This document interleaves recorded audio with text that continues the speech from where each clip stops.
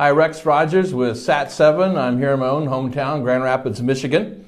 And I happen to be privileged today to be sitting with a longtime good friend of mine, Mark Blocher. He is the president and one of the founders, actually, of a nonprofit group called Christian Healthcare Centers. So, Mark, we're glad you're with us today and kind of want to jump right into it and ask you to talk a little bit about Christian worldview and approach to healthcare, what you're trying to do. Well, as people understand about Christian worldview, it's everything about everything. You know, it's kind of like Prego spaghetti sauce. Mm-hmm. It's in there. And the whole issue of people's well-being, of people being not just well, but having their medical needs met, living in a fallen world. We know that living in a fallen world is not the way God intended things to be. But since the fall, there's been a need for medicine. And so one of the things we do is we provide medical care as well as spiritual wellness and spiritual care as part of our Christian worldview integration. Your doctors do this right in the exam room. Yeah, and our doctors are your typical primary care doctors, except that they're also caring about people's spiritual needs. And because we have the time to devote to each patient, we can talk to them about their spiritual needs. So when they take a physical history, a medical history, they take a spiritual history as well. Now, is this kind of patient care only available to Christian people? No, absolutely not. It's sort of like the church. You know, mm-hmm. The church is for the believer, but anybody's welcome. Mm-hmm. So when we say Christian healthcare centers, and our mission is to provide medical services to the body of Christ, we're not excluding those that aren't members of the body, but we're especially focused on the body of Christ. But we see people from all kinds of religious backgrounds and no religious backgrounds. Now, one of the reasons to do this, obviously, as you said, is to provide additional spiritual care and more of a holistic approach, if I can use that word. But it's all about money, finances too, and insurance and all of that. How does that work out? Well, we didn't start this for the reason to help people save money, but it does. Mm-hmm. And the reason is because by not doing anything with insurance, we have a monthly membership. So what that means is everybody gets their medical services from us, all the services that we provide, for a monthly membership. It's kind of like a gym membership. You pay the fee, you get to use all the equipment. It's kind of what we do. What people need insurance or something like it for is those things we don't provide for. Mm-hmm. So they have to go to a specialist. They need an MRI. They need surgery. They would need major medical of some kind for that. But typically when they come here for an examination or treatment, whatever the right word is, they're not charged anything. Right. Their monthly membership pays for everything we provide. So if they need an x-ray, they need some medications. Mm-hmm. Typically the medications we provide are pretty standard medical management and acute care medicines. If they need lab work, you know, the typical lab work that people get with their annual physical, we do all of that here. If they need something more extensive than that, more diagnostic in nature, we still get those at about a 70 to 80% fee reduction. So they're still going to save some money on that even. And you mentioned this is for anyone walking through the door. You're not looking at preconditions that exclude certain people. We don't exclude any. We don't have, you know, any underwriting that we do. So there is no such thing as a pre-existing. Any age as well. Yeah. So if they come in, I mean, I've said this before. If you wheeled somebody in on a gurney and they were a quadriplegic and, you know, they couldn't talk and you know, had all kinds of medical conditions, we'd still take care of them. I know you're familiar with what we do, our work, Sat7 in the Middle East and North Africa and Christian broadcasting. One of the things that we're trying to do there and recognizing is that the need-based population, whether Arabic speaking or Farsi speaking or Turkish speaking, they need education. Mm-hmm. They need trauma healing. They need what we call social impact kind of programming.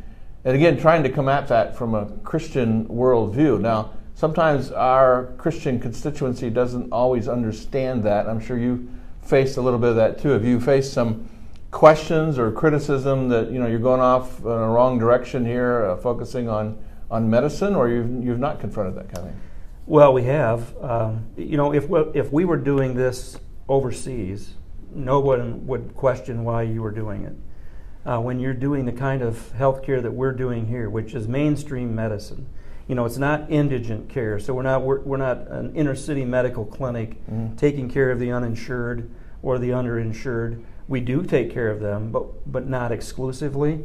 We have people from every economic strata you can think of here, and every ethnic strata. And we have international students who are here for graduate school and postgraduate school that are members from all over the world.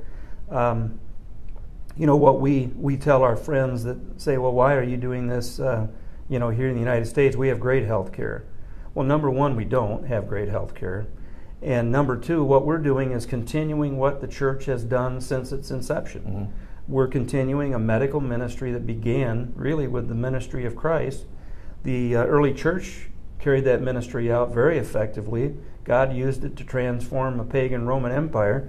And in every century and in every place where Christianity has been present, there's been the presence of medical ministry. We're carrying on that tradition. And I would add education as well, starting schools, because we're people of the book. When you think about Arab refugees that you hear a lot about on TV, and the challenge of some of these children in particular who haven't been in school for 5 or 6 years, they may not have seen their father or their older brother or their uncle in several years, and they're growing up basically illiterate or almost illiterate. You have kind of a time bomb. They're more vulnerable to extremism. And so we look at that and say, what is our Christian responsibility? Obviously to share the gospel, right, and to communicate that, or to build the church.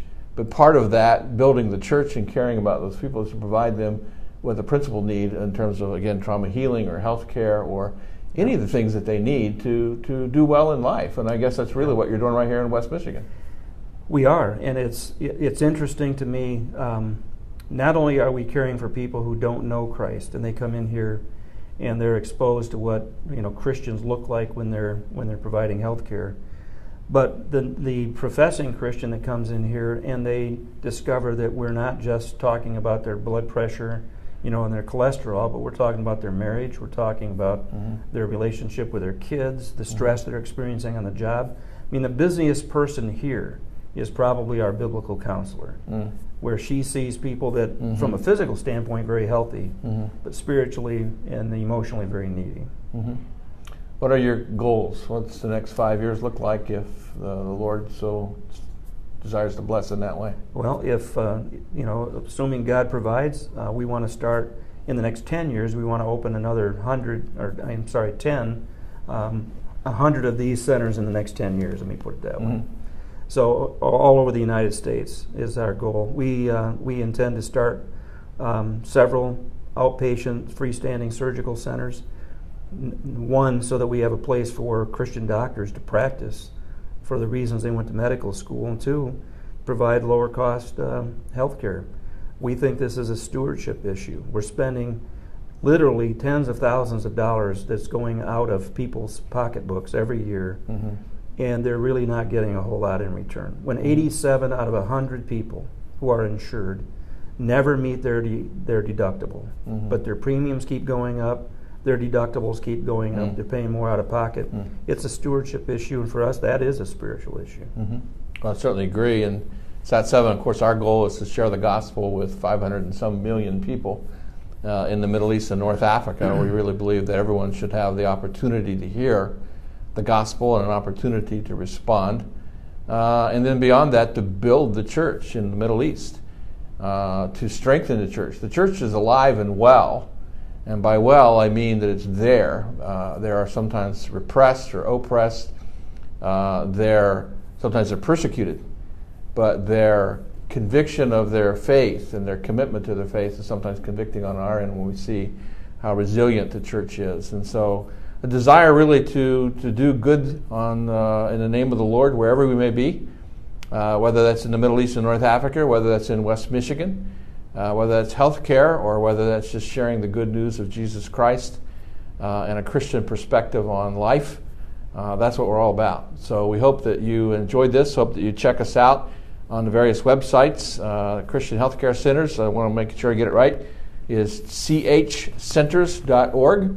And SAT7 is sat7usa.org. Please check those out. Let us know what you think. And thanks for watching.